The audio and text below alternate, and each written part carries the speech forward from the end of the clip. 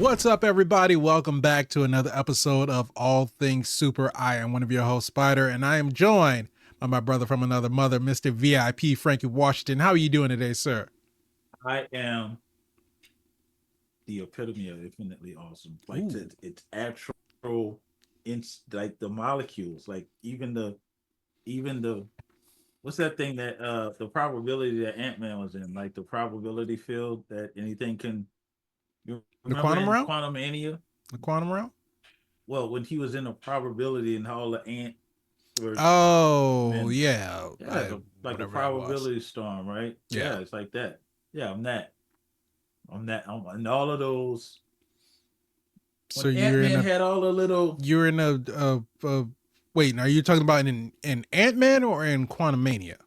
in Quantum Mania When he had all Ant-Man the went other down to Scots that yes, so you're in a yes, liminal space with other versions of you. and all of them are infinitely awesome. That's the only way I got out. We had to come together. We need somebody who's a lot smarter than us to do this math. If one Mr. VIP is infinitely awesome, and there are infinite numbers of Mr. VIP, and they are all also infinitely awesome, what does that amount to? Let us know in the comments. Leave us a response so we can figure out exactly what that means. It is what it is. And what this is All Things Super, where every week we take a piece of superpowered movie, TV show, even trailer. We watch it, we react to it, we break it down, we review it, and we ask the question, is it super? Is it super? We don't know, but we'll find out. But if you like that, go ahead, subscribe to the channel, hit the bell so you can be notified when we have new episodes that come out. If you want the audio version of the podcast, just search for All Things Super on your favorite podcast streaming platform. And if you want to reach out to us on social media, just click the link that we have in the description below. Leave a comment. We'll read that thing. Spider, how you doing, sir? I did not even get an opportunity to ask you because we were going through the probability of not awesomeness that is infinite. Listen, it's springtime. The sun's starting to come out. It's starting to get a little warmer. Birds are chirping. Flowers are blooming. The wind is blowing. It's been a pretty good day. Ice is melting. It's been a pretty good day. Okay. So I'm doing well. That's I'm just saying. Wow. I'm in. There's a lot of setup for the. I'm in a space to where things are. You're zen. Good. Yeah. I'm even. I'm leveled out. Nothing one way or the other. No, I wouldn't say I'm fully feng shui. It's just feng shui. I'm mellow. I'll put it that way. You know what'll help you get more feng shui though, right? What? A sandwich. Yeah, like a hoagie, like a big old, like maybe challah, like, something that has cheese on it. Okay. Sandwich. Clear right up. Not a doctor, but that's what I'm prescribing. You're prescribing a sandwich. It's gonna help elevate that okay feeling to something else. Maybe full. I think you're hungry. I'm not hungry. Going on. I can tell you that for a fact. I am not hungry. No, the wife had a birthday this weekend, and I made some shrimp pasta. Happy birthday! Made some shrimp pasta and I made some steaks. So we had some leftovers. I can tell you for a fact I am not hungry. Wow. That's what they got to do to get a birthday thing, huh? Shrimp pasta and you got to have a birthday. And a cake. I baked the cake too. Oh my God. How much love you got over there? God damn. She got all of it. Everybody's not lucky. She got all of it. Everybody's not lucky. That's just saying. Some of us, want shrimp pasta and a cake. Look, find yourself the right one. You'll get shrimp pasta and a cake on your birthday. Oh, yeah. You about to make our subscriber count drop. I ain't subscribed to this shit. They want to throw their love in my face. How dare they? I came here for Ryan and Michael, not for this talk, this dribble. Look, I would say that last time you heard that term used, this dribble. It's been a minute. It's been a minute. Damn. I mean, it's kind of fitting. All kind of shit. It's kind of fitting because this movie does take place in the past, where they probably said stuff like drivel. Nice segue. Nice. But yeah, we are talking about Sinners, the latest collaboration project between Ryan Coogler and Mr. Michael B. Jordan. The dynamic duo at this point. They've done 5 movies together? I believe so. Fruitvale Station, they did Black Panther. And I mean, Creed. Technically, they were Michael B. Jordan was in Wakanda Forever. And they did Creed. And they did God, what was the other one? I know there's another one. I feel like there's another one. I'm missing one.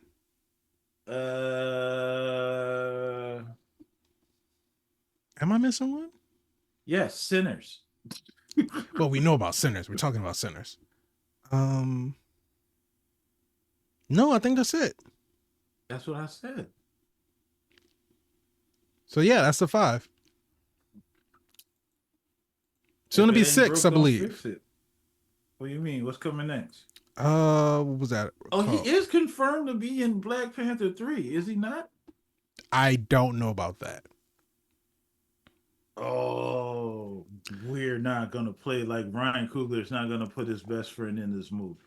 He was in the second. Yeah, he was. Just said that. He was in the second one, but there was a thematic reason as to why he was in the second one. I don't know what the thematic reason for him being in the third one would be. Do I have to clap my hands and do like Professor Hulk and scream out multiverse like you screamed out time travel? Multiverse! It's a multiverse. You're going to get a Killmonger from somewhere else. You think they're going to get rid of one of the most iconic villains? We're not even here to talk about that. No. We're talking about Sinners. Yeah, but that just goes to show the testament of the working together that they bring to the screen. But no, there is, according to IMDb, there is a movie that is in production called Wrong Answer, that Ryan Coogler is directing, that IMDb currently says that Michael B. Jordan is set to star in. I mean, IMDb is wrong sometimes, but don't give the wrong answer. Hey, don't you do it. But we'll see once that gets fully developed and maybe the title is not Wrong Answer, and they put the wrong answer. That's possible. They did in one of the IMDb like the behind the scenes interview videos or whatever, they were talking to Ryan Coogler about Sinners and how everything, when things are filming, they have to put it under a pseudonym just so they can kind of keep eyes off of it. And the working title for Sinners was Grilled Cheese. Hilarious. And he said he named it Grilled Cheese because he was thinking about something quick but something good.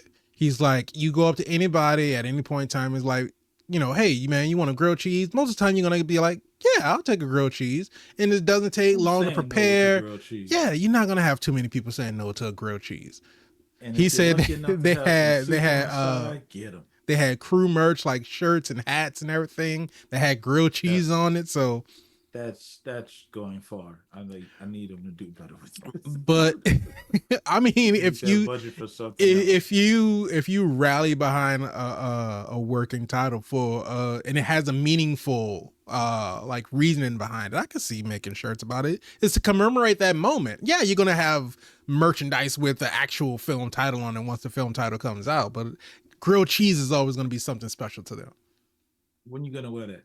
When you gonna wear that grilled cheese? At the Sinners premiere?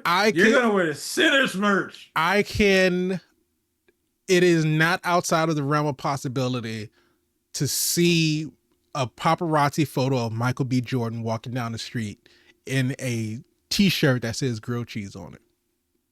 I can see that, and I can see that in my mind's eye. Eating a grilled cheese. Eating a grilled cheese. That's some Keanu Reeves shit right there. So he could have his moment. That's too meta. But no, but I was just eating a sandwich. The thing about it is that I do feel like that embodied what Sinners was. It was, even though the movie was, it had over a 2-hour runtime, to me, it felt quick. It felt like when we got to the third act of the movie and we were on the on the downside of the third act, getting ready to end the film, I felt like things were just getting started. So I'm thinking we still got another, 30, 45 minutes to go. And it was like, nope, end of the movie. I'm like, oh. Your girl said, let's get it, you son of, here we go. It's like, it's too late. Well, like, we doing it? We're doing this. Like, all right, let's knuckle up. I don't know what's about to happen, but it's about to happen. It was a turning point. It's like, we're not going to strategize. Nope. We're not going to talk about it. Like, we're not going to vote on it. I mean, the way she said it, she was like, so we're supposed to just sit here and wait until the sun rises and everybody that we know and love will get attacked while we sitting here trying to plan and strategize. No, we don't have time for that. We got to do something now. I don't know if that was the answer, though. I don't think that was the answer. I think they could have afforded to take a couple more minutes, because the thing about it was they weren't actively trying to, like, at that moment go terrorize anybody else in the city. They weren't looking to leave. They were still outside kind of singing and dancing. They were just hanging out for the moment. So they had a few more minutes where they could be like, all right, let's think about this. How can we strategize and maybe come out on the other side of the Soul Train line? I would not have been surprised. It could have been the first Soul Train line. I would have been the first. Hey, you was out of your mind. I understand, but they were chilling. And it made sense. It honestly made sense, because when the vamps showed up, I'm calling them vamps. It's okay. If you didn't see it, you know what it is. When they showed up and they shoot them off, like, you might want to get from around here, or something bad happened to you, they did leave. But you notice they left and went, like, right down the street. Right. They wasn't trying to, they were like, we're not leaving this area. Yeah, the intention was going to get them when they was leaving to go home anyway. Right. Like, I'm going to get y'all anyway. It's not like, it's like a pack of wolves. It's like, we just go wait. We just go watch you and wait. And as soon as you come home, we're going to get you. So it wasn't a situation they could have avoided, because I've heard people, obviously the world has seen this movie at this point in time. So if y'all haven't seen it, you don't know what I'm talking about. But there was no way out, because it was like, nobody should have left. Everybody should have stayed in. Right. And then, hunker down and waited for the sun to rise.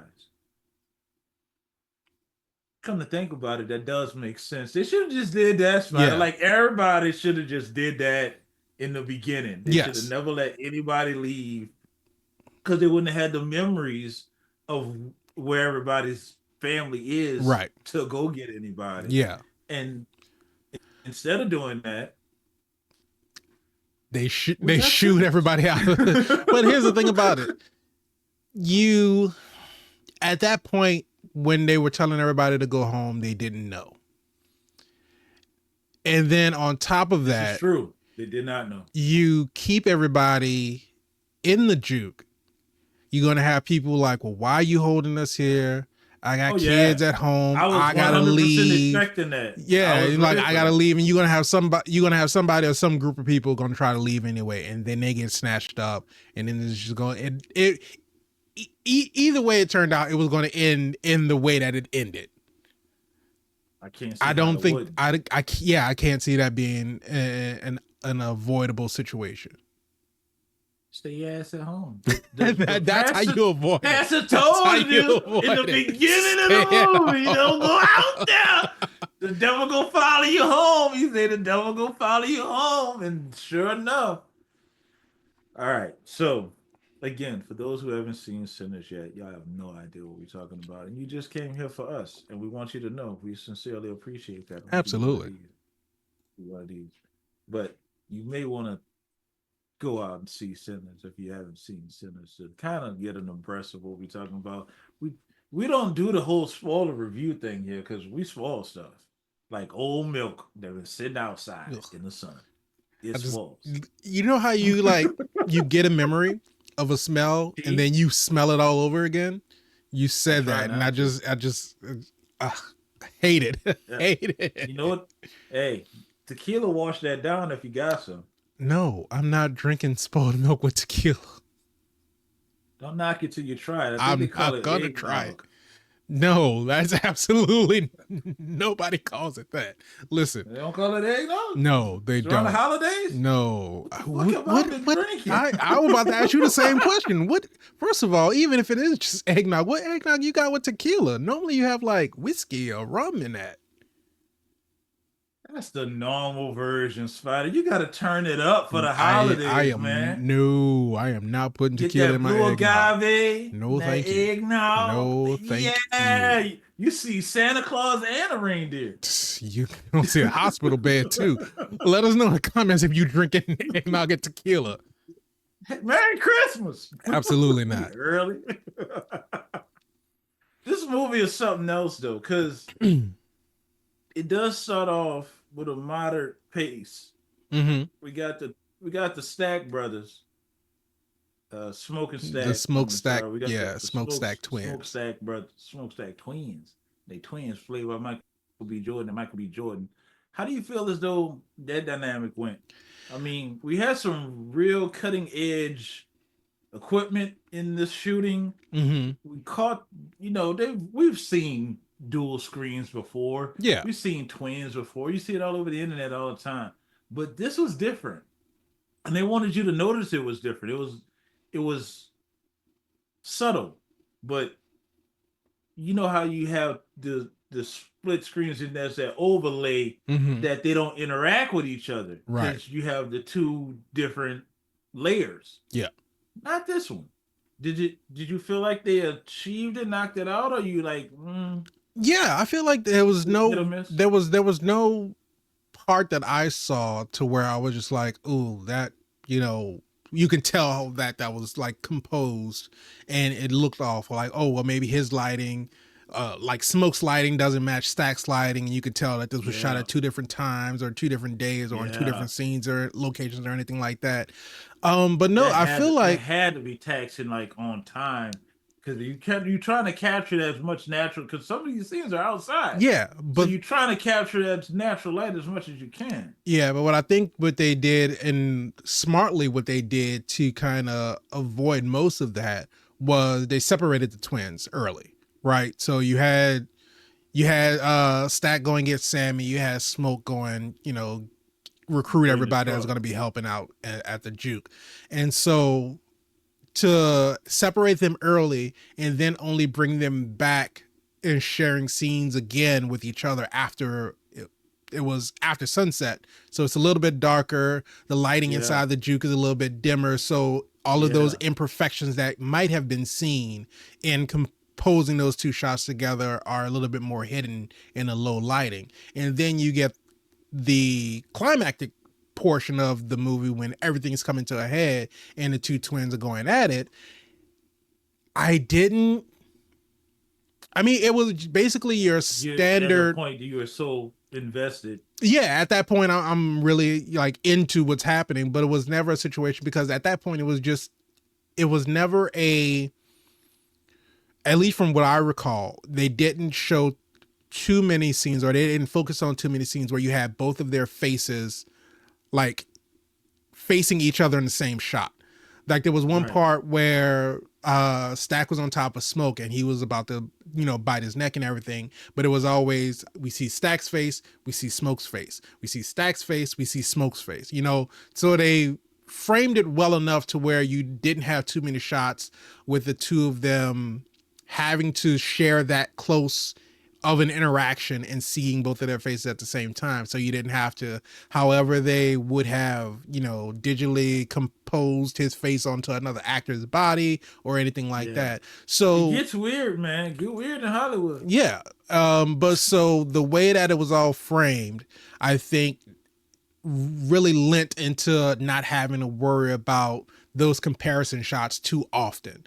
Because like I said, after we got out of the sun and the sun went down and we were inside, and then you didn't have them sharing too many scenes together. Because Stack's dancing with Mary and Smoke is Mm-hmm. up from the top watching everything go down, and then Mm-hmm. once Remick comes to the door and they're standing at the door, you see that's like a shot that they use in a lot of promotional footage where Stack's standing in the middle, no, Smoke's standing in the middle, Stack's kind of leaning on the door. So they're far enough apart from each other where you can have everybody blocked a certain way and then just kind of have smoke and then just kind of superimpose him because he's in the forefront of the shot.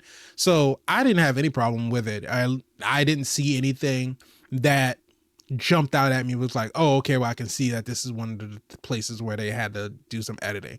Here's what I'll say. All right, what you got? Since we've been doing this and reviewing these movies and stuff like that, I find myself going into a theater or, you know, sitting down and watch a movie or a TV show or whatever like that. And because I know that we're going to be reviewing it, I'm looking, not intentionally, but you start to look for things like, okay, well, this audio sounds a little weird, you know, it's not leveled it right, you know, the dialogue is, oh my goodness, you know. But the thing about it is with Sinners, I very quickly found myself not focusing on any of that. Like watching the movie, I was so invested in the story. And here's the thing, when we saw it, it was a Screen X showing. So I don't know if you know what Screen X is, but Screen X is a new type of theater experience to where normally you have the screen in front of you, right? And then they took a regular movie screen and then they blew it up and those are your IMAX screens. But now Screen X is not only do you have a screen in the front, but you also have screens on the side, or they're projectors on the side. So it's a more encompassing experience because you're seeing it in a larger space. But the thing about it is, and this is just my personal opinion, where I don't know if this movie was necessarily made for Screen X.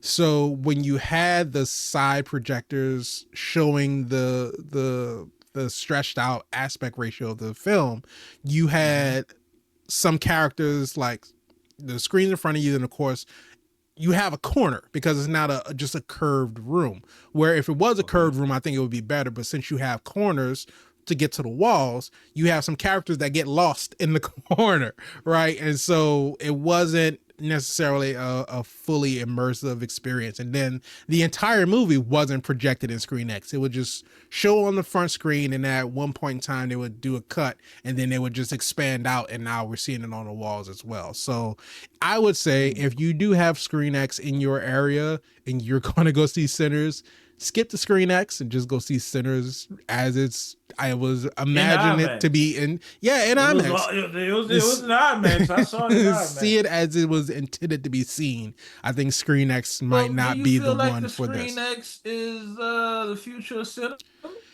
If you have, you know, they have IMAX cameras now. So they shoot in IMAX. Like this was shot in IMAX. Yeah, I can see somewhere down the line this being a way. I can definitely see like an Avatar type movie, but you have to have a theater that's built for it. Like I say, I think that having a curved room rather than just your regular standard walls corner than front screen, because you want it to look like what's the one with the telescope? A planetarium. And I mean, I feel like most movie theaters have recliners in them now, or at least chairs where you can lean back a little bit. So if you do project it a little bit higher and a little bit wider on a curved surface, I feel like you can have an even more like a bigger aspect ratio than what you can get in IMAX. So you can fit more on the screen, you can show more on the screen, and something like Avatar, you can see more of the beauty of the water or the trees or the mountains or whatever it is that James Cameron puts in his movies. Put that with a good subwoofer. Yeah, and it's something that like hits you internally. But what I'm saying is that for watching Sinners, even with all of that, where I could try to pick apart, you know, like, oh, you know, the only thing that I had a problem with, or that jumped out to me audio wise, was in the fight between Smoke and Stack. The sound effects for the audio of them actually hitting each other and throwing each other into stuff, I felt was like very muted. So there was really no impact to be heard. Like when Stack is throwing Smoke into the balcony floor or throwing him into the railings or whatever, it was like whoever the Foley artist or whatever that did the sound editing on that particular, and it was really just that one scene, and whoever did it is just, it didn't really, there was no substance behind the sound. And so I would say that would probably be my only complaint on that movie. Oh, well, if that's what your only complaint is. Well, I can't say only complaint because there is another complaint that I have, but we'll get to that one later. We'll get to that one later. We'll get to it later. No, we'll get to it later. We'll talk about. But as for you, for the seeing the twins in the same scenes, do you feel like there was at any point to where it kind of jumped out at you and didn't look fluid?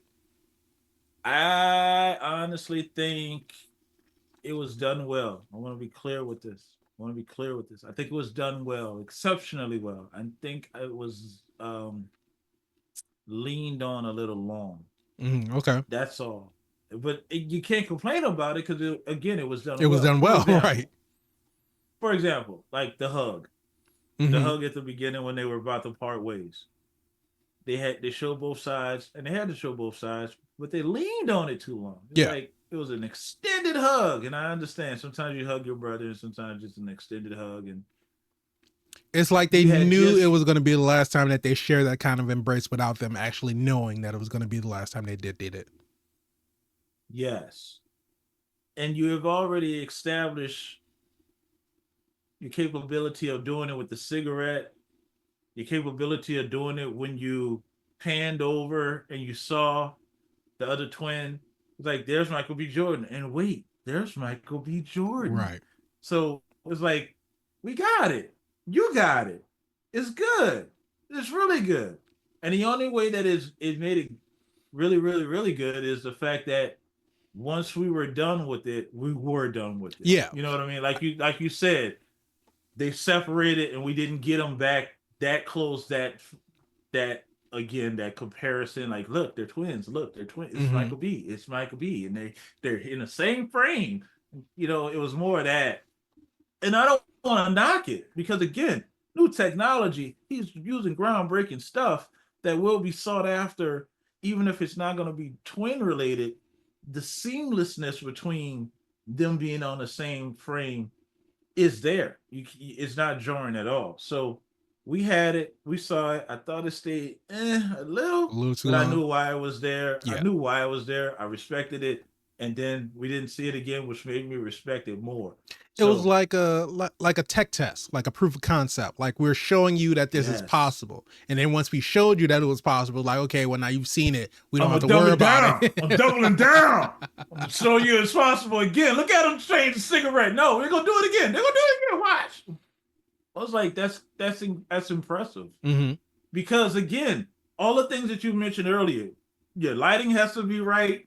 Camera has to be right. The acting has to be on point. Like, the audio has to be right. Like, everything has to line up to be able to achieve those type of shots. And I understand the complexity of it. Speaking of the complexity, Ryan Coogler, we had just talked about this fighter recently on one of our other shows. We talked about the extension of the long take. Yeah. And they really should just stop doing the long take. Because it's not as graceful as they may think it is. Ryan Coogler is known for his long takes. Thoughts on this one? There were a couple. So are you talking about a specific one? There were a couple. And you and I talked about this again. Yeah. About watching people travel. And is that necessary for us to do so? I feel like, okay, so the ones that stuck out to me was we get introduced to Remick. We had three long takes, right? I can remember two. You might have to remind me of the third one. But we get introduced to Remick, right? Who is the main antagonist of the film, the vampire. Still don't know. And here's the thing. Hopped in. Just dropped from the sky. Apparently. Thought it was Satan himself. Just hopped in, but he had clothes on. And I was like, okay. Yeah. Burning from the sunlight. So yes, he was running. Hopped a fence. We don't know where he came looked like from it was in the middle of the film. In the sun. He honestly just looked like he dropped from the sky. And here's the thing. Yeah, what's up?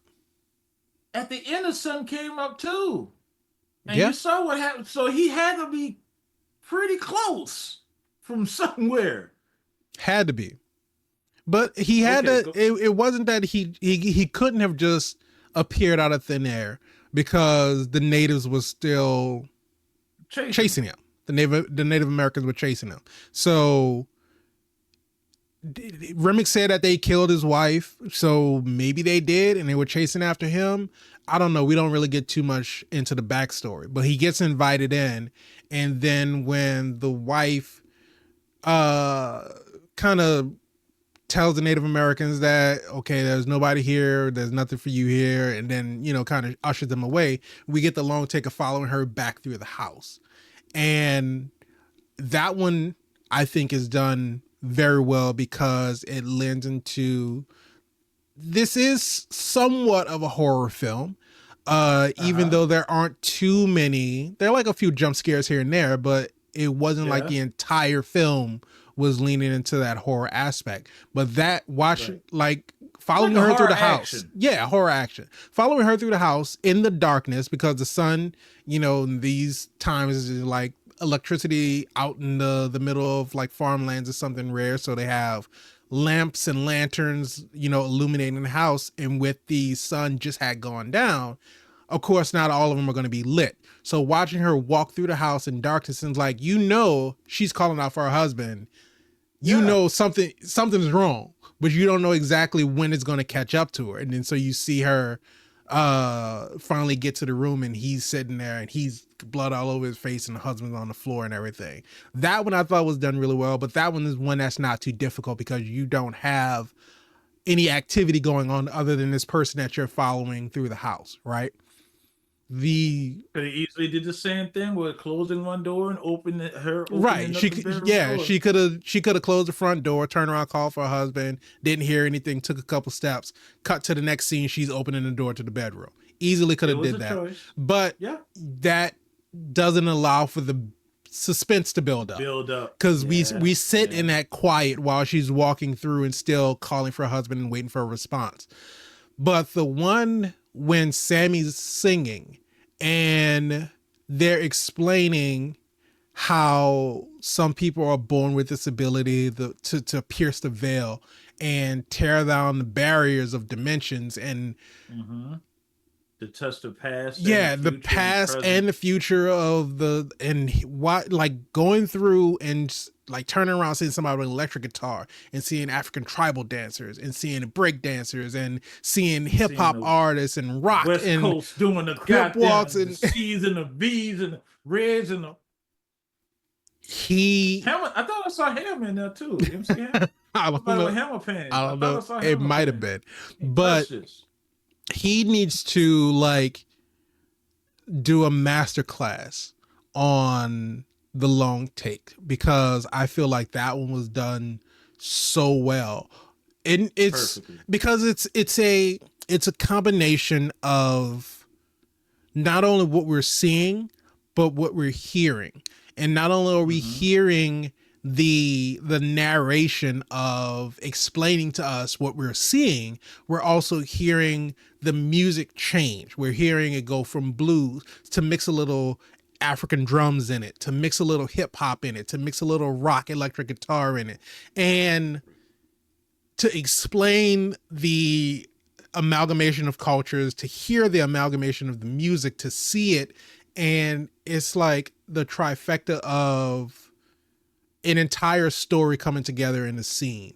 And I don't know how, there are very few people, because I won't say that nobody else can do it that well. There are very few people that can execute a vision that well, because you have to be able to, before a pen can go to paper, before film can be recorded, before it can be seen, that has to start out as a vision in somebody's head. You have to be able to see exactly and storyboard that out and be like, okay, this is where we want the camera to start. And it's almost like dance choreography, because you have to follow a path to tell that narrative story and be able to see all of these things cohesively and for it all to make sense. And in one take. Now we talked about, because we were talking about it in the season review of Daredevil Born Again, how we were talking about That's the what the show was we yeah, were we were doing. talking about Yeah, we were doing Man the Without governor's ball scene where they did Skills. the take. And we also talked about it in episode 1 where they was doing a long take, but we saw when they got to the back room of Josie's bar and they closed the door and you could see somebody like clearly walking across the camera. So like, yeah, that's a clear cut. But here, I I can't recall seeing like a Mm, full body like flash across the camera to where there was a mm. discernible cut. And it's not to say that there weren't any cuts, because there very well could have been. Like when the Yes. camera pans up and watches the roof burning before it pans back down and to see everybody outside. Yeah, that could have been a cut there. Uh, Let me tell you something. While we're talking about this roof, Mm-hmm. I'm young enough to know this mantra. The roof, the roof, the roof is on fire. We don't need no water. Let that motherfucker burn. Burn, motherfucker. Burn. Probably Samuel L. Jackson's favorite song. Listen, I've never seen a visualization of that actual event happen. Yeah. Even in my mind, you wouldn't think I want to be under a flaming roof. But as you see how Sammy played, and you can understand that the roof is on fire and that you don't even care. Let it burn. You can't even get hurt by it. It's all straw. They Right. burned the whole barn down. It was a barn burning for music. Incredible scene. Incredible scene. And not only that, the actor that plays Sammy Mouse, I'm not sure how to pronounce his name, either Catan or Incredible Catton, singer. incredible singer. And then not only that, this is his first role, at least the first role that he's credited on as an actor. His first And role. normally, when you have musicians that go into the acting space, you can tell like they might have a little cameo bit or something like that, and they may not be as good as their co-stars um that they're acting in partnership with. But you have this guy who, like I said, this is his first credited role. He's acting with Michael B. Jordan, Delroy Right? Lindo, Hailee Mm. Steinfeld. You got Woo. some like big names that he's going up against where he's acting, and he's holding his own. Like I would have By never itself. known that that was his first role. And then And when he started singing, I was like, oh, okay. I was gonna go look it up and see, like, okay, I wonder who because you'll have actors and then you'll have a yes, singer who is right. portraying the singing voice. I'm like, oh, I wonder who the singing voice was.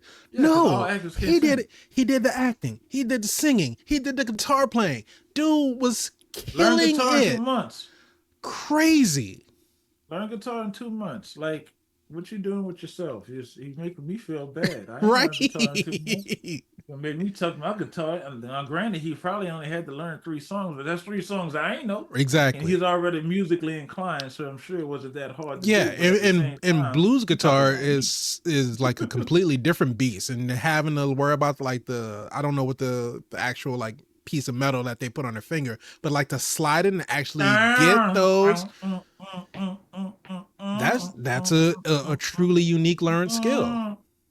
Hey man, I will put it on my resume. I'm just letting you know He it ain't crushed got it. nothing to do He crushed it. nothing to do with his I'm job. very interested to see like what lies ahead for him in the future, and if he's You think gonna he gonna like be in the last Friday? what. You think he gonna be in the last Friday? I don't know. I I'm don't know just throwing that out there. I'm trying to why get the would he man a be? job. Ice Cube I mean, about to make the look, last Friday. I'm Hey, sure with his, hey. If he he just did a movie with Ryan Coogler and Michael B. Jordan. I'm sure they're not going to lose his number. just hey, If they hold have on a to job for him, they will Ryan. If you call. ain't hold on to Ryan Coogler, you better hold on to Ryan Coogler. Work with the same people.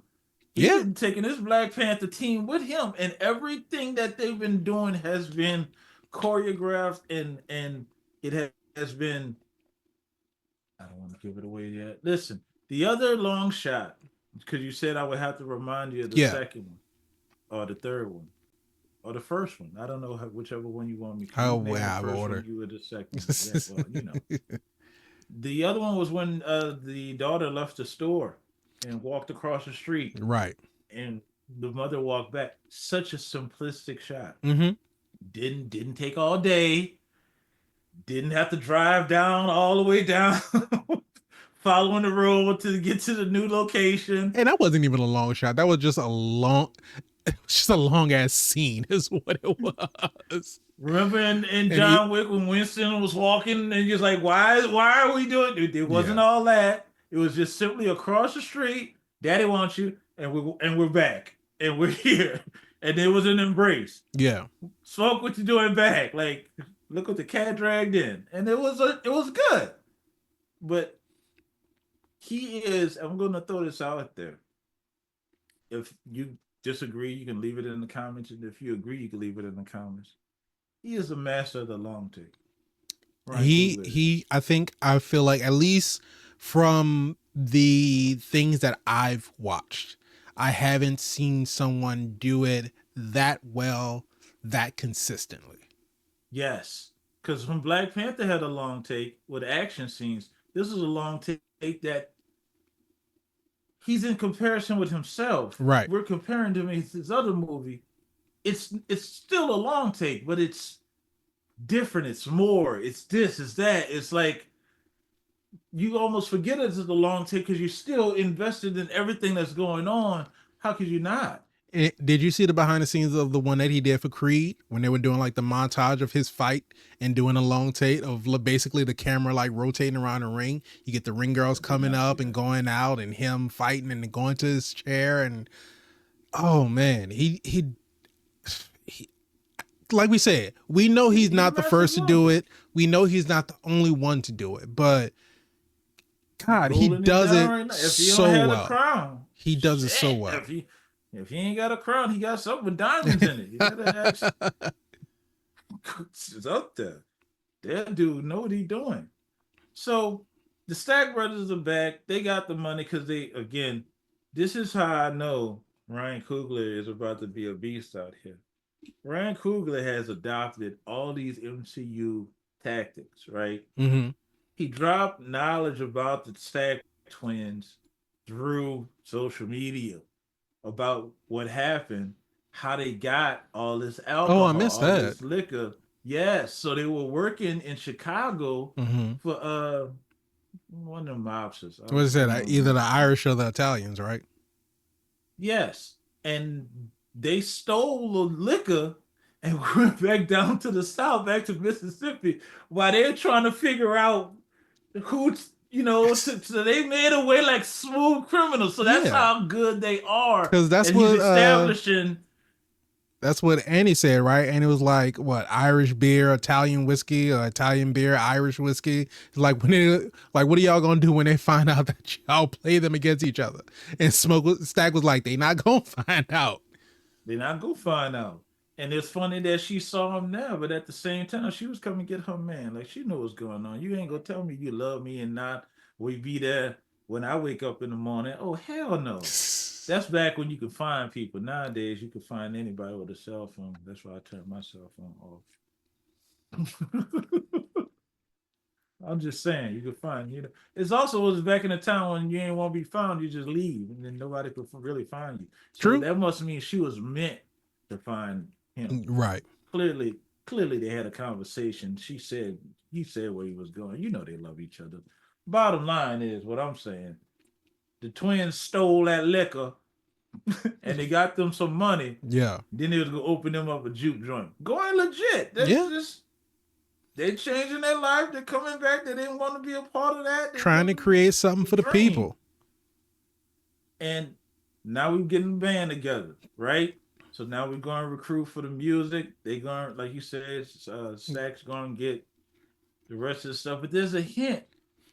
There's a hint at something. We keep talking about the dad and how the dad was abusive, and there's a story there. Mm-hmm. Don't touch on it too much, but there's a story there, and you kind of get the same kind of correlation. You're not sure what's going on with the pastor in the beginning because he's telling him to put the guitar down, and you look in and it's like what in the world is going on? This boy's face all scratched up in the beginning of the movie. Right. So you're trying to figure out what's happening.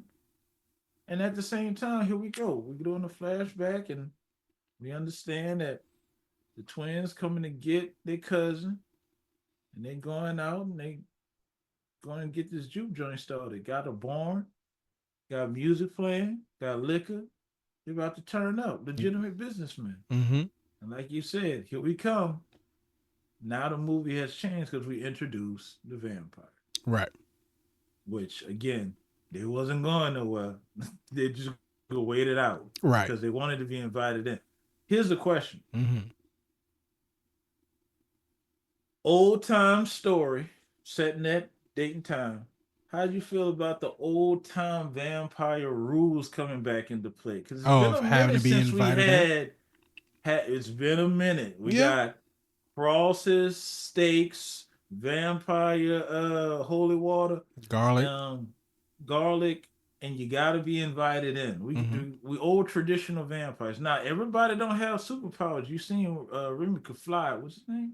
Remick. Remick couldn't fly, but everybody can't fly. Or maybe he can't fly. Maybe he could just jump high and glide. No, he was definitely flying. That was definitely him floating up to the heavens and flying. So maybe that's what it was. He was flying and he dropped down because he was getting burned a little bit too much because of the sun. Maybe Icarus tried to touch the sun. So I'm not saying he was flying that high, but no, it may have been. The sun is. I don't know how fast he fly, but he was burnt. Yeah, but no, I appreciate it because I feel like that's something for people who have any knowledge of vampire lore. Those are some of like the core things that you know about vampires. They don't like garlic. They don't like holy water. You stake them in the heart. They have to be invited in order to gain access, to whatever building they're trying to get into. And it was so impactful when we figure out that they're vampires. And after Mary kills Stack and Annie is telling Smoke, she's like, we have to get his body out of here because she knows he wakes up and he's already in. They done Annie for. Was the whole brains of the goddamn. Yeah, Annie came in here. She threw them bones on the goddamn table. She already knew what was going to happen. Look, what you want with me? Why you here? But going back to talking about the having them two in the scene together, that scene, like having Smoke holding Stack in his lap while he bled out and he's dead. Oh man, come on. And never at any point of me watching that did I even stop to think about, oh, I wonder how they shot this. Like, it's good when you're not even thinking about it. You're just taking in what's happening in the scene. Michael B. Jordan and these tears with Michael B. Jordan laying down, with Michael B. Jordan crying and Michael B. Jordan dying. And then I love the dynamic that the twins had. And Smoke even said it himself. He was like, I don't know hoodoo. I'm not a slick talker, but what I do know is I know business. And so when it came to the business side of things, Smoke was on top of it. When it came to entertaining the crowd and getting the people to come together, Stack was on top of it. And you can just see how, even though Michael B. Jordan is playing both of these characters, how differently he carried himself when he played both of those characters. And like when Sammy and Stack are at the train station and Mary is coming up and Sammy was like, there's a white woman staring at you. He's like, you sure she white? And then he looked and he's like, shit.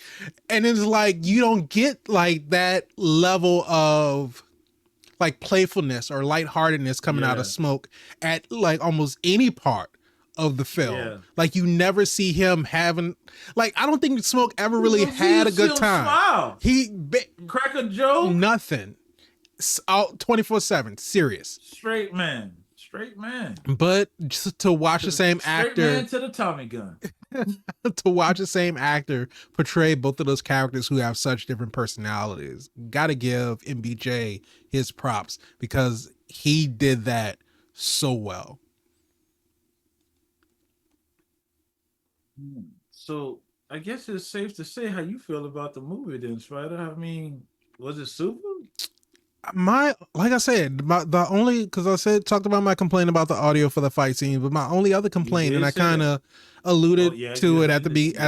at the top of the show, was that I I knew going in how long the movie was, Uh huh. but you lose yourself in that when you're watching the movie, and time becomes irrelevant.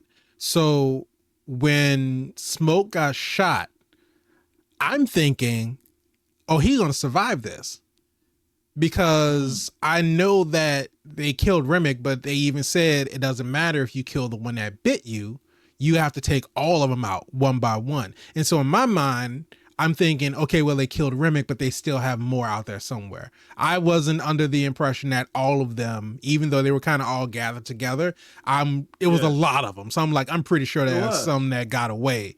And so after the Grand Wizard, the guy that sold them the property, came back with all his boys, and Smoke was done with them, and he got shot, I'm thinking like, oh, we get the vision of Annie, and I'm guessing now that was his baby that they lost. And Mm-hmm. I was thinking that Annie was gonna say, it's not your time yet. You still have work to do. And we were going to get Smoke stand up, brush himself off, get his Tommy gun. He was going to go vampire hunting. And we were going to get at least another, I don't know, 10, 15 minutes of him going through that. You know, we talk about this all the time. If you're not thinking franchise, you're selling yourself short. Well, I wasn't even thinking But franchise. I just thought that there was more to the movie than what we got. I wasn't I thought the expecting it to same end thing. right there. I was thinking the same thing too. So that's twice that they subverted expectations, not in a bad way. No. But, but I thought he was about to get up too, because even when he got shot, they clearly showed you that the bullet went through and through. Mm-hmm. So we thinking that he was okay, but so it might have been confusing to people when they started to see him seeing Annie. But if you're seeing Annie, you should know already, but not necessarily, because sometimes You you can be see, on death's door. We've seen plenty of movies where there's a yes, character, your Thor protagonist is scene, on death's door, and they Odin. tell him it's not your time yet. You still have work It's to not do. your time. And then Vanessa saw they Deadpool saw Vanessa. right. Yeah, that's a great example of it. And she's telling you, you Yeah, have you know. to, you have to go back and you have to finish your job. You have to get these things done before you can cross over into the afterlife. But once, that was done, and it was like, we go back to Sammy, and Sammy's going back to the church. I'm like, oh shit, well, we come in full circle now. Yeah, And he's dead. that was it. Then we get credits. I'm like, oh. Yeah, yeah. But this is the thing too. We, you got to remember, Spider. Even though this movie is set in its time frame, the audience is now, Yes. and this is the intelligence of Ryan Coogler. He knows to cut a trailer and not give the whole movie away inside the trailer, Yeah. and how important that is. So you have scenes about vampires that you're not really understanding, because you're seeing a roof burn down, you see people singing, and I like the trailer did not give the movie away. Absolutely not. I will tell you, because I didn't watch like every single trailer that they came out with. No, And you because don't need to. you don't have to. But my thinking, like, because like you said, the whole plot of the movie is not given in the trailer. So my thinking was that the vampire turn was going to happen like very early on in the movie. Right. And what I thought going into it was, because we see Smoke is in blue, Stack is in red, and everybody, Yes. your common tropes of color theory is that red is bad, blue is good.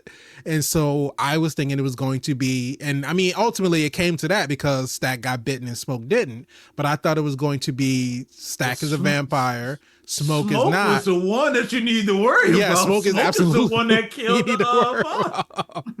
Smoke was Don't sleep on the blue. Is no, what no, I'm no, no, saying. no, no, absolutely not. But what I thought it was going to be I thought the majority of the movie was going to be the twins going at each other. because I thought Stack was going to be bitten early on, and he was going to be the vampire, and Smoke was going to be the vampire hunter, trying to fight him off and trying to fight the other vampires off, or find them. Yeah, and again, not knowing what was actually going to happen. That was just based off of my limited knowledge of what I saw in the trailer. That's what was going to happen. And then to, like you said, them subverting expectations, to see the relationship that the twins had, even though, you know, we didn't see them interacting with each other too much throughout the movie. And then even when they did, when they were in a juke, it was like they were not button heads, but they were trying to, Smoke's trying to get Stack to understand, like, hey, if we're going to make this work, we got to make some real money. And Stack's like, look, it's our first night. Just let people vibe, because if they vibe, then they'll come back. They'll tell a friend, they'll bring a friend, and that's when the money starts rolling in and everything. So again, real life situations. Grounded. Yes. But in a vampire movie. in a supernatural horror film. Yeah, very grounded. But no, it played into real fears. It played into real, like, disagreements, real arguments, real situations, like the whole thing between Mary and Stack. And like, you know, what do you want me to say? Like, you want me to tell you that I love you? Yes, I love you, but I know I can't have you. You know, you're married. You belong in this life. Do you know what time we living in right now? I can't be seen out in public with you right now. Right. It's like, they added so much into, even when we got the scene of them getting to the juke and they passing about a chain gang, and Slim is explaining to Sammy like what happened. He was like, you knew them? He was like, yeah, I knew all of them. And he's telling them the story of what happened and like how that whole situation played out. And it's like, oh my God, you're getting like actual, and if that's not word for word a situation that actually happened in history, I'm sure that there are a lot of situations that are very similar to it. And it's like you're dropping in realism into your supernatural horror film, and we're talking about it being grounded, and it adds that grounded element to it, into a movie where we have vampires, where you didn't think you were going to get that, because everything could have just been fictional and fantastical, and you know, you didn't have to worry about adding real life elements to it. But talking about the prejudice and the racial inequalities of that time era, and then adding it into the musical, and how Black Americans at that time used music to sort of separate the struggle and hardship that they experience in day-to-day life. Escapism. Right. Yeah. Using music as that escapism, and just showing how meaningful it was to the people, the culture, to that time frame. And even with Bo and Grace and them being in there, and they throw in, you know, the shopkeepers with them helping, and then we did the long take and show the music they had, you know, some performance artists or dancers or, you know, musicians from Asian descent as well, throwing it in there and showing how they were showing it wasn't just a Black thing. Exactly. It's the music transcended race and time and space, and somebody's gonna say it was too woke. I see. Of course, absolutely, 100%. But I mean, it's this Michael B. Jordan woke movie. Too many black people. Too many black people in this black movie. Black and Asian people, and I saw Latino in there too. I saw Latinos. Probably did actually. But to answer your question, no, yeah, the movie was super. The movie was super on all fronts. The slight complaints I had about it doesn't detract away from the absolute impeccable storytelling. The cinematography was great. The you know, because like we were saying when we were talking about to reviewing this, you were saying that we didn't think that Hailee Steinfeld was gonna make it, because Smoke lit her up, and I was like, oh, okay, what's she done for? And then she stood right back up. And what she said? We gonna kill every one of y'all. All y'all. We killing every single one of y'all. In the most southern accent, yeah. They like, because there's so much about this movie that was done so well, and it's like so many people are surprised because in an era of remakes and sequels and reboots, the question is, can Hollywood make an original idea successful these days? And most people will say no. Most people will say that nobody wants to see an original idea. You and don't want to see Snow White again? Stop it. I would say that this movie proves that original stories are still impactful. They're still meaningful. I don't think it's about not having an original stories. Right. Exactly. I think that original stories done right can and still will be successful. And yeah, you know, the name Ryan Coogler, Michael B. Jordan, Hailee Steinfeld, having those types of people like at the top of your marquee, yeah, that's going to bring people in to see it. So that doesn't hurt that you have star power behind it. But if anything, I would hope that this allows people to give original stories a chance, at least. Because you don't know, you can't say that an original story, something that's never been done before, is not going to work if you're not taking the time to actually go see it and experience it. Because I'm sure that there are tons of movies out there that would love to get this type of attention and get this type of audience to see it, because you know, people are passionate about their projects and they're passionate about the stuff that they do. And no, this is not to say that, oh, go see every independent film because you're missing a diamond in the rough and all this other kind of stuff. Some stuff, it's independent and it may not be great. Some stuff everything is not. Camera and they wanted to record this bag. Exactly. In the air. Art is subjective, yes. But there are some things that are just equivocally just not good. And in the sea of filter, just like in the panoramic view, just in switch it back and forth to black and white and tell you about the struggle. Throw a couple of lens flares in there. The struggle of sand. The sand in our world is being stepped on and refined. It's art. And it's 7 hours long. How could it not be? That's without the director commentary. Exactly. Director commentary make it 12 hours.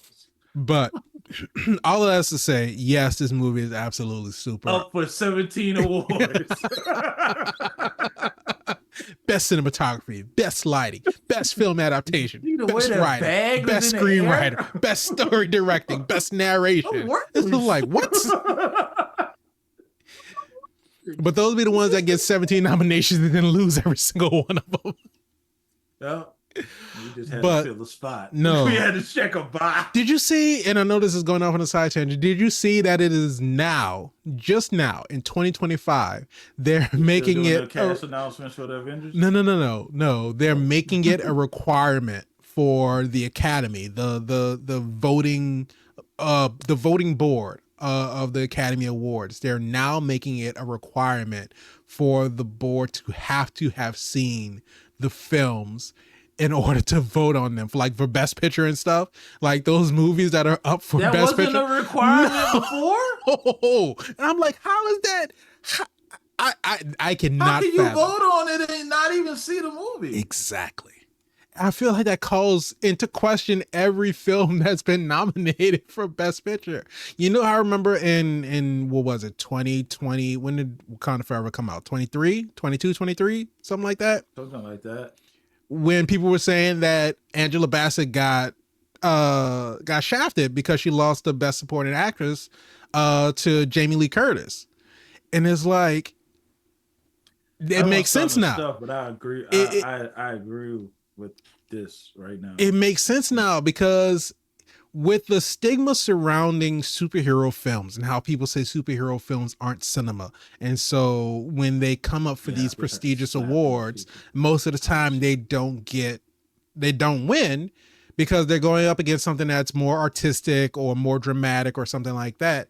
I now knowing that they didn't have to watch these movies before voting on these performances, it makes sense now because I feel like if you look at Angela Bassett's performance in Wakanda Forever and Jamie Lee Curtis's performance, I think it was for Everything Everywhere All at Once, you can With the see hot dog fingers? yes, I want to say that's what she wanted for. Let me double check and Hold to on. Jamie confirm Lee that. Curtis is Jamie Lee Curtis.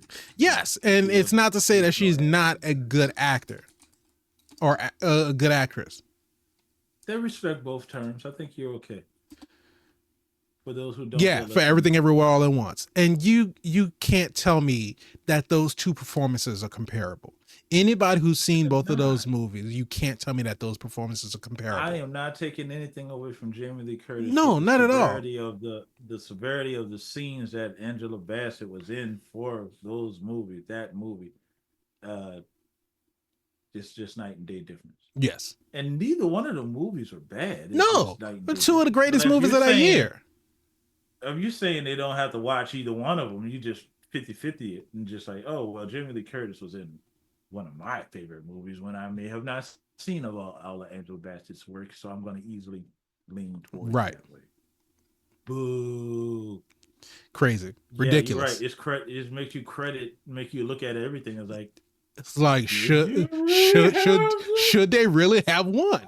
have recount much? And That's that's you're talking horrible, right? about what 70 well Years. no, I don't remember which I think they just had no, I think it was just the 95th Academy Award show. So you're talking about going back all the way back to the beginning. Now, that's not to say No, that some of the people who won absolutely deserve to win, of regardless. course, everybody won that deserves a win, but it helps if they won on the merit of what they won for. Right.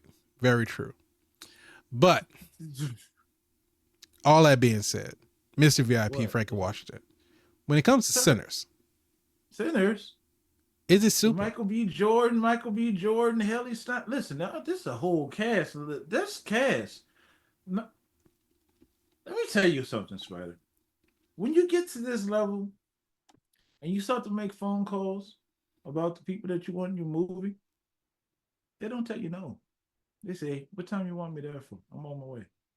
Because you've earned the respect of your peers, you've earned the respect of your audiences, and you've earned the respect of your production, right? Michael B. Jordan, Ryan Coogler, both now have production companies. And though I don't know if I don't know if Michael Ones was on this one, but I know this was Ryan Coogler's first film from his production company. Mm-hmm. I don't know the man personally myself, but I'm super proud of him for what he's able to do and accomplish and navigate through these waters to create his own IP. Sinners is his. Yes. Is his production company. And he got the imprint and it's hit. And that's the only reason why I said I wish he would have did franchise. But guess what? He still could do franchise. He could. Because as you see at the end of the movie, for those who stayed after, Stack is alive. Stack and Mary are both alive. Stack and Mary are alive, and they ran into their cousin later on, and they gave him a choice if he wanted to become a vampire then. Which is interesting because as the movie was over, you think the movie is over, and just to come back and have that post credit scene, because again, I said he learned what he learned from one Mm-hmm. of the biggest movie, but it's not leading to something else. It was self contained. Right. Back into the movie, we dive back in. You want to be a vampire? And then he turned it down, giving more clarity on the life lived and the life fulfilled. Because at the end of the movie, we saw he didn't put the guitar down. He chose not to stay inside the church and live in fear of knowing what's out there is scary. Mm-hmm. You've had a life changing experience. You know something can kill you out there, and you still chose out there versus the life of a lie because that's not where your heart is. Right. Not to say that he couldn't do it. Not to say he couldn't play in the church. It's not to say that he couldn't be on the pulpit. He was being groomed to be the next pastor. He chose music and lived a life fulfilled in his dream to become the music master that he was. Opened up his own And juke joint was named Perlene's. satisfied with and was satisfied with a life well lived. He didn't want to be a vampire. But in the world of sinners, if we wanted Stack to go hunting, is there as his own origin, his own immortality. Mm-hmm. All we have to do is get an attitude, and Michael B. Jordan is a new vampire hunter. He's a vampire. And that's the thing that I was thinking, because like we say, we going to houses without being invited. Well, like we say, we're talking about, you know, franchises and everything, and I was talking to our sister Turtle, and we were talking about the movie and everything. I love her. I love her too.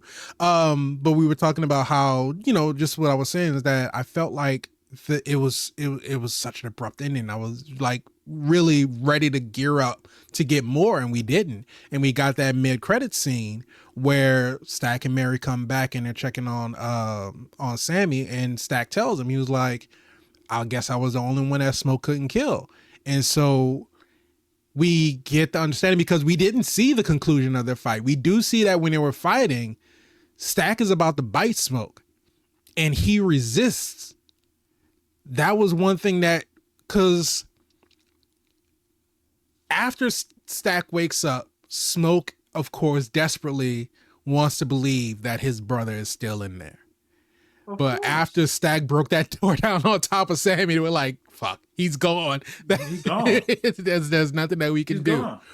But and that's something that they took out the trailer. That was in the trailer. It's like, that's not your brother anymore. And they didn't make it to the movie. No. And I'm glad it didn't make it to the movie, because he didn't need that convincing. He's looking at it like when whatchamacallit came back, he's like, well, just invite me in then. He's like, nah. I love that scene. I loved it. And like, you've been walking your happy ass in the all night. You ain't never need permission. Why you need permission now? Like, nah, something ain't adding up. But the scene when he grabbed him, he shot him in the face. Yes. Smoke is quick on that draw. You saw, because he had it in his holster. You saw how quick he pulled it. When he shot Mary? Not even when he shot Mary, when he shot Cornbread. He didn't have the gun. But yeah, when he shot Mary. Yes. I'm talking about when we shot Cornbread, yes, because they had to slow it down for you to see it. Yeah. But you saw it in real time when he shot Mary. When he shot Mary, he lit Mary up. He emptied those barrels on Mary. But the way it happened, though, I walk in, and I didn't overreact. I'm looking at it, because I don't know what happened, and then all of a sudden it started clicking. Mm-hmm. That's my brother. He has a hole in his neck. Bleeding out on the floor. I see her. She got blood on her all up. I ain't got no talk. No questions. I ain't got nothing to say to you. The whole clip. You can't. It's not what you think. And it's like. I'm pretty sure it is. I'm pretty sure it is. My brother's bleeding on the ground. That's exactly what I think. But to answer your question. Mm-hmm. Oh, go ahead. No, but I was just gonna say that when me and Turtle were talking, one of the things that we were saying, like, I would love to see, because we get a time jump, right? And so we end up in the 90s. I would love to see, because was that the 90s? Yeah, that was the 90s. I think they said it was like 96 or something like that. All right. It was definitely 90s. Stack came in there definitely looking like Fresh Prince of Bel-Air. He like the round glasses. He looked like Dwayne Wayne from a different world. Yeah. So that was definitely some 90s dress. But what I was telling her, I was like, I would love to see, because Stack said that Smoke made me promise to leave you alone, let you live your life, and, you know, let you live a full life. And so he was like smelling me. He was like, you know, you don't have that many days left, but we can make it to where you are immortal and you don't have to die. And so with that promise being made between the brothers and the bond that they had, I would love to see, because Smoke and Stack had that bond, and we could see throughout the movie that Stack and Mary truly loved each other. Uh-huh. I would love to see, like you said, being a vampire, I would love to see Stack protecting Sammy, like from the shadows, without Sammy knowing. Because the whole thing, Remick wanted Sammy because Sammy had that ability to pierce the veil and he could have brought, from whatever spiritual realm it was, he could have brought more vampires into our world, and they would have just taken over. And so I would have loved to see like other vampires like find out about Sammy and then try to come after him, but Smoke and Mary are like in the shadows or trying to take him out, like protecting Sammy without Sammy knowing. I feel like that would be something that'd be kind of entertaining to see in between. Shot Sinners 2. Sinners 2. What do you call it? How they gonna do a Sinners 2? The brother died. That's what you go get. You have to deal with that. To answer your question about Sinners 1, yes. Man, listen, Ryan Coogler, put some respect on his name. Michael B. Jordan, put some respect on his name. That whole cast, put some respect on their name. They got a masterpiece on their hands. Spider Sinners is one of those movies that if you didn't see it, you just didn't want to see it, but you should have saw it because everybody else saw it and they talking about it and you don't know what's going on. Again, if y'all here for us, thank you. But we talking about it because we saw it and you should see it too. That's one of the ones they say you shouldn't tell people what to watch, Spider. Y'all need to go see this. It is what it is. It's not. It sets the calm. It doesn't insult the audience intelligence. Mm-hmm. It tells a story that's character driven. It has the visuals. It's everything that we say a movie should be. It takes you on a journey. It takes you on a now. Is it perfect? Of course not. There's some things that you saw. There's some things that I saw. But as a piece of cinema, as a piece of art, and all the intricacies that had to go into making this masterpiece what it is, that whole team, man. That whole team. God damn it. Is all things super? Shit. If we can get more like this. Yeah. To make our job enjoyable. Some of these things you like clawing our eyes out. Like, oh my God. Yeah. Can you roll the credits now? It's like, how much more of this do we have? I mean, what it was? Heart of Stone? Oh, God. Netflix does not have the greatest of track record with these movies. Yeah, that's why we review But them. I think the thing about Netflix is quantity over quality. They do every now and then come out with some bangers, but it's rare. On the wall, depending on how you throw it. It's rare in the sea of everything that they have going on Netflix. They need to call Ryan Coogler. Let him be the like James Gunn. Let him just do the whole Netflix universe. And I feel like the best way that I can sum it up is I was telling my cousin, because she was asking should she go see it. I was saying that I left wanting more. And it's not because the film was lacking at any point. It's because it was just that good that it had me so invested in it that as soon as it ended... But you know how audience hate long runtime, so... They do. But that's the thing about it. You hate long runtimes when you feel those long runtimes. We talked about it when we reviewed The Way of Water in Avatar. Yeah, and you take 3 to 5 minutes to just show us water. It's like, yes, it's beautiful, but we don't need to see that much of it. Look at this water. Look at this whale. Look at this whale in this Avatar. Equalizer 3. Nope, let's do it again. Watching them just drive up the mountainside or drive down the mountainside for a minute and a half on their motorcycles. It's like, yeah, we understand that they have to drive a far distance to get where they got to go, but we don't need to watch all of it. And cut right there, put them things together. It'll be like, he's there, then he's there. We understand it. And the thing, you could simply show that the sun is setting. By the time they get there, it's nighttime. Okay, it took them a minute to get where they got it. Got it. Not even hard. I got it. I know how days work. Right. I know how time But no, with Sinners, it was never a matter of, okay, this scene is drawn out a little bit too long. You know, this movie is drawn out. I never once was looking at my watch like, oh, how much time do we have left? I know it's, a little bit over 2 hours. The pacing was damn near perfect. And it's just like, you do that and then they roll credits and you're just like, shit, it's over. But did it leave you lacking? No, Outside of wanting more, no, outside of that, it told I a complete it story. told a complete story. I'm trying to think. Like I They said, even gave you a little extra with the post credit scene. yeah, and like I said, the only thing, I guess, the only unanswered question that I have is where Remick came from and what he was doing before he dropped in on that farmhouse. That's the only thing, because it really looked like You he may just not get dropped from the that. sky. You may not get that No, in no, this I installment. fully understand. I fully understand that we won't get an answer to that question. The only reason that I'm feeling the same way as you, because when the sun hit the other vampires, though Remick may have been stronger, clearly it took him a minute to die. He had that Spider-Man death. He's Yeah. like, ah, He like everybody else just ah. kind of vaporized, dusted away. He was like fully on fire. He's like, He had ah. almost like a fire tornado above him. He was fully burning. Michael B. Insane was like, all right, dude, goddamn. Ah. It I might have been can't, but I would have got away with it it too if might it have wasn't been for his kids they and was his they was dog. standing in the water, right? So he couldn't fully catch on fire because he was still in the water. So he was burning, but he was putting himself out at the same time. So it took him a little bit longer to burn. All he had to do was just splash some water on himself. He would have been all right. Just dip his head underwater real quick. He would have been good. I mean, he was trying to baptize Sammy. I don't know what he ain't doing. He know what Not to do. trying Stop, to. drop, and drown. He absolutely baptized Sammy. He Baptized put him. him all the way underwater.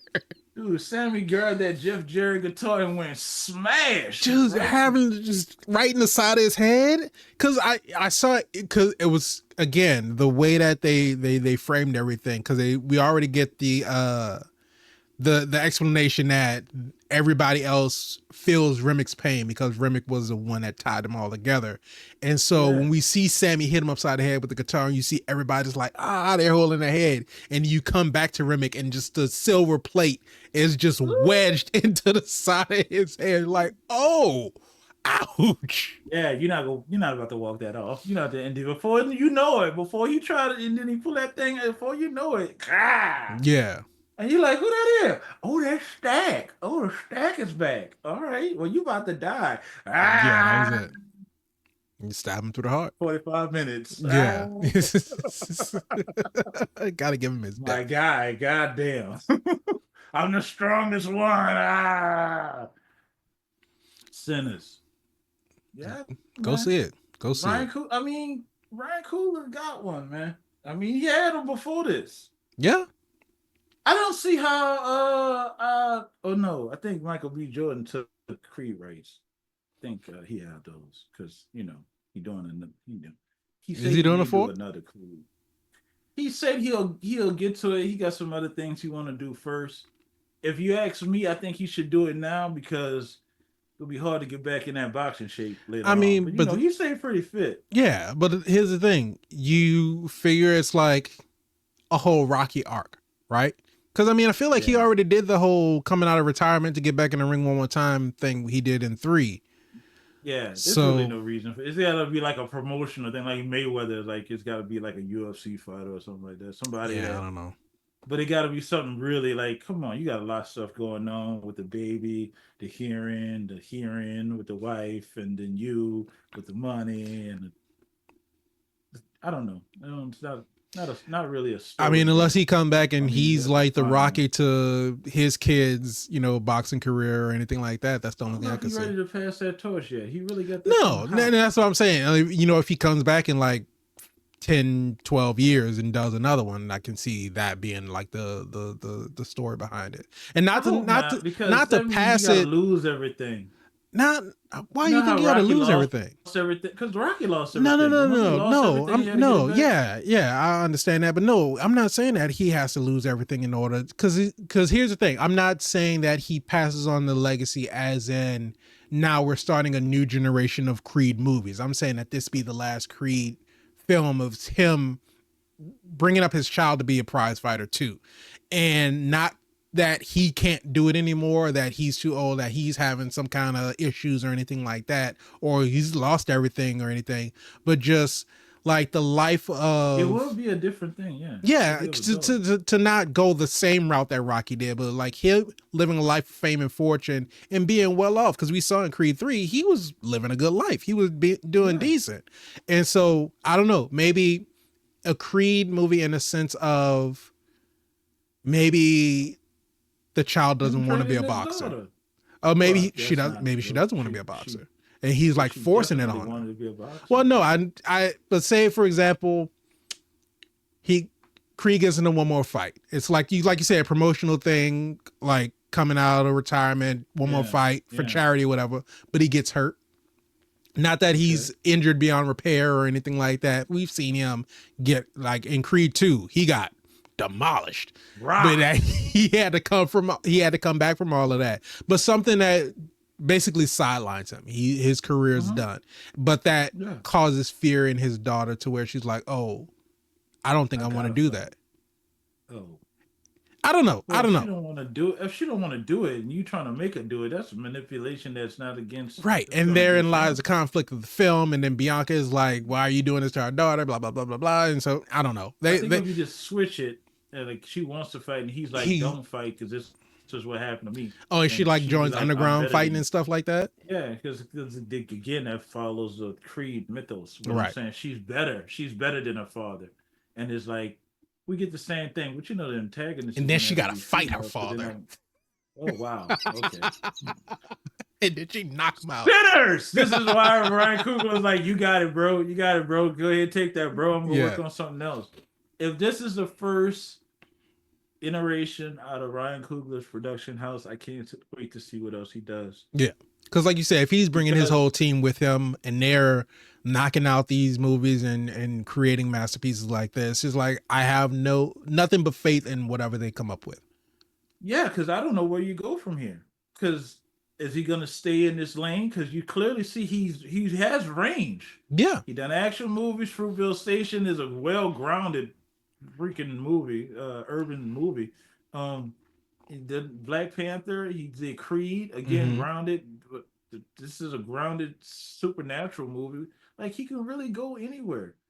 But like I said, if they this Wrong Answer movie, the premise that they have so far on IMDb is a math teacher in Atlanta is scandalized when he looks to get funding for his school by altering his students' test scores. So this seems like a very grounded, dramatic type film because you have this teacher who's probably in an underprivileged area. School is struggling. He knows that his kids are smart, but because of the way that standardized tests are formatted, it's not to their strong suit.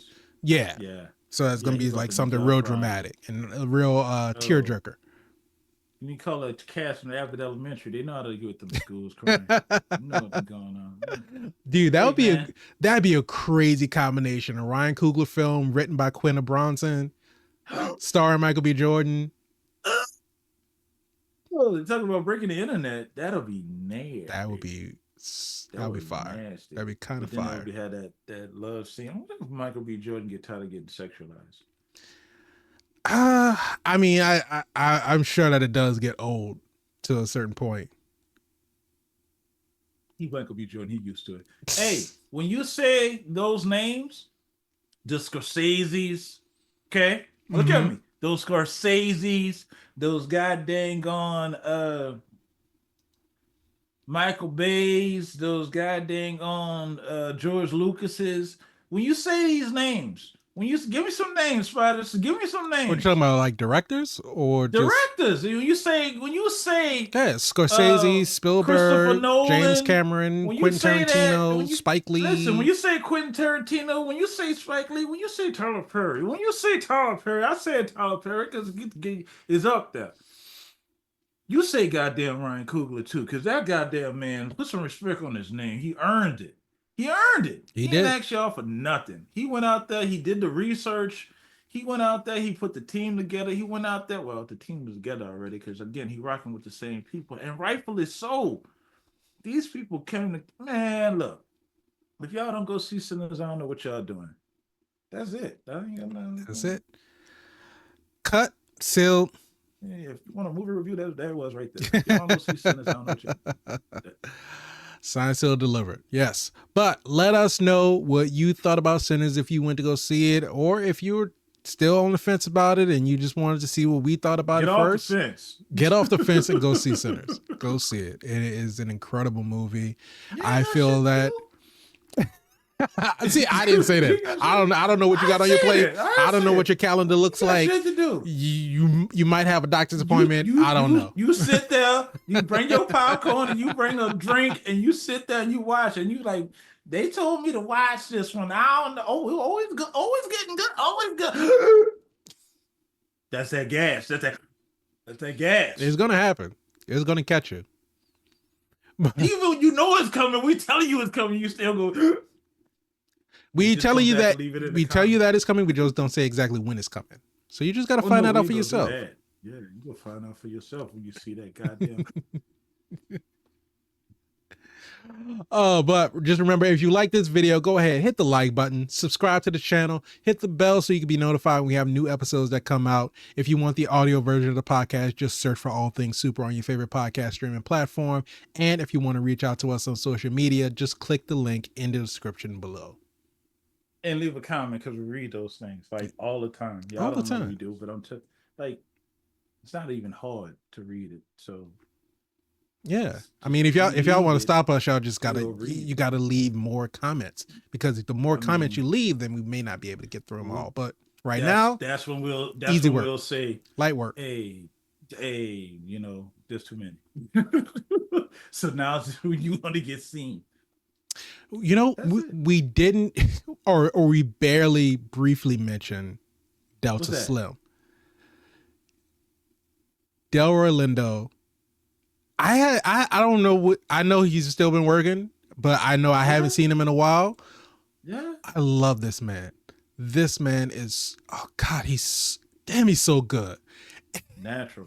I don't even think he acted no more. I just think he come to set and just say what the fuck he want to say. I don't even think they give him a script. He came out there and he was like, I think I just shit myself. I'm like, that's real. That's so real. That's grounded. Dude, you done seen some shit. You ain't never seen nothing like that before. You gotta think about it. They ain't had no movies then. They ain't had no TV then. They just see a goddamn going flying. Oh, whoa. Oh, that's me. I couldn't hold it. I'm going to find somebody else paying. And then he sacrificed himself at the end. He did. Because he was a real one. He cut his wrist.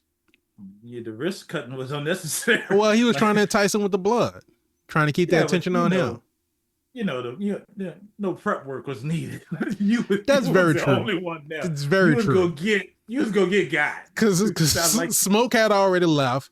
Annie had already died. I think Sammy was gone already, Smoke told Sammy to go, and it was just Slim down there by himself. Just help y'all out real fast. So y'all, I see some of y'all got y'all teeth knocked out. Y'all gumming it. I'm helping y'all out. Just go easy on me. But yeah, man, Look, legendary veteran actor. Yes, absolutely. Legendary veteran actor. And even because Slim, Annie, Pearline, all of these side characters, and I use side characters in quotations because they may not have had large roles, but everything they did was so impactful. Even with what's Andy's name? Oh, the actress's name? Yes. I forgive me if I mispronounce this because I think she's Nigerian. Wunmi Mosaku. You said it way better than I could. But B-15 from Loki. Wunmi Mosaku? Yes. I first saw her in Lovecraft Country. Okay. She has been fired ever since. I believe everything that she's done. I believe it. And I'm talking about outside of the MCU. She's been phenomenal in everything that she's done. The real gravity that she pulled you in with that. God damn, I wanted to be in that shack. What? Get Michael Jordan out of there. Let me go in that thing, throw them bombs. I'm trying to see what that thing. Wow. What? Anyway, and she knew what was going on. Yeah. You had to pull the wool over her eye, and that's just she was the first one to clock it. The way she played the character, that's what I'm saying. It's like she didn't dial it down. Like, look, I know you hurting right now. We got to get him out of it. You see what Right. happened the next time somebody, they ain't even know if he was like, They just hey, like this dude in y'all here, see him he get all bleeding bit? up. Right. They were He like, got to get his ass like, out. did anybody see what happened? Like, no. All right, well, just Nope. to be safe, we go ahead and drag him Yup. out of here. That's the And real then thing he to do. woke That up. dude wasn't even He bit. was like, I'm And gonna you pay my can't even tab. Like, I'll pay my tab. Just let me back in. you can't even let him back in though. That's the Cornbread irony got that about the ass. scene. Cornbread got that No, ass. but I'm saying, if he's saying let me in, Yeah. are you going to invite him in and you didn't know before you throw him out? No, So even absolutely. if you was thinking, okay, I'm gonna open the door and let him come in, Cornbread was like, Cornbread was like, first meet on the goddamn line. Man, y'all go see Sinners. Go see it. Y'all Go know see what it. we're talking about. Oh man, great movie. Great movie. Masterclass in cinema. But speaking of great movies, early What you got? reviews are in For for dun, dun, dun, dun. Thunderbolts asterisk, Oh, okay. which is going to be our next episode. Yeah, we got that. But Thunderbolts is currently sitting at an 88% on Rotten Tomatoes. People are saying that this is, well, critics are saying that this is the best MCU film in recent years. There is a lot of hype behind this. Okay. And all I'm saying is that it's yet to be seen. But of course, we're going to check it out. We're going to figure it out. And we will come back and let you know if it's super or not. Spider, you know we don't hold back on this show. No, not at all. They got some people in this cast that I like. Florence Pugh, David Harbour, Sebastian Stan. We Ryan Russell. We're not gonna hold back. I'm just saying. We just And the director, Jake Schreier, let's see, he directed Beef. Yeah, I forgot they said that they had a lot of people from the Beef production team. The Netflix series starring Steven Yeun and Ali Wong. not familiar with that. Last Beef movie that I saw had 50 Cent in it. It was talking about Ja Rule. Not that Beef. That's okay. Not that Beef. Not that Beef. I time capsuled that motherfucker, Spider. Different Beef. Go way back. Different Beef. But I like my beef too. But yeah, but he yeah, a lot of people were, because I don't know if you saw the Absolute Cinema trailer that they showed for Thunderbolts. It was basically saying that you have a lot of these actors have starred in very artistic films. The writers have written for very artistic films. It's very A24-esque, like very moving films. A lot of the people that are a part of this movie have been a part of a lot of those artistic projects. So it's going to be something different, but still in the the writer. I'll have to look it up for you. Let me see. And then we'll let all of you fine people go. Because it was Absolute Cinema. They just want to hug, and it's okay. Yeah. We'll hug you. I'll hug you. It's okay. You see me in the street, I'll hug you. It's okay. Try to say don't touch him. He got where is that? Because I don't want the audio to come through. You don't want the audio to come through? No, I don't want the audio to come through. I'm not sharing it on the screen, so I don't want it to like be distracting or anything.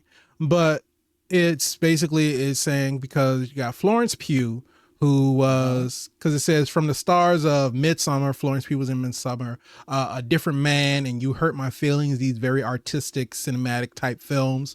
The writers and directors of Beef, the cinematographer of The Green Knight, production designer of Hereditary, the editor of Minari, the composers of Everything Everywhere All at Once. So all of these very, like I said, very artistic, very cinematic projects that these people have worked on, and now they're coming together to do this superhero movie. So you take that experience. Not a whole lot of punching will be in the Thunderbolts. Well, we don't know that.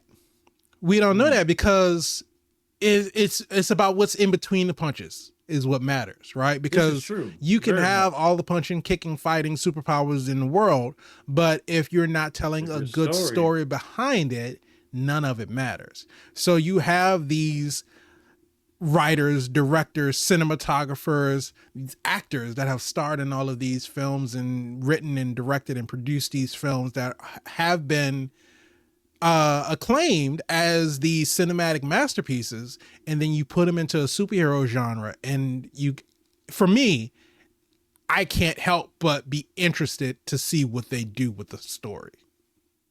Well, you're not gonna have to wait long, Spider. The Thunderbolts will be out when? This Friday. This Friday. As of the time of we're recording this, Thunderbolts is out this Friday. Works. Yeah. When they see it, it's probably out. Yeah. Now. By the time you get around to this, it'll be out. But we are going to check it out, and we're going to let you know what we think about it. So hopefully you'll be back here. Does that mean we're checking it out before them? Because when they see this, it's out, and we'll probably have already saw it when they see this. So coming to you from the future, we saw it already. Yes. So by the time you go to the next video to see our review, this video will be out prior to. You don't have to give out all the trade secrets. You'll see it when we see it, and we see it when you'll see it, and then you'll see us, and then we'll talk about what we saw, and then you will let us know what you thought about it in the comments below. But thank you so much for joining us for this episode. I couldn't have said it better myself. We love all the support. We greatly appreciate everything. We hope we'll see you in the next episode. But just remember, until then, keep being super.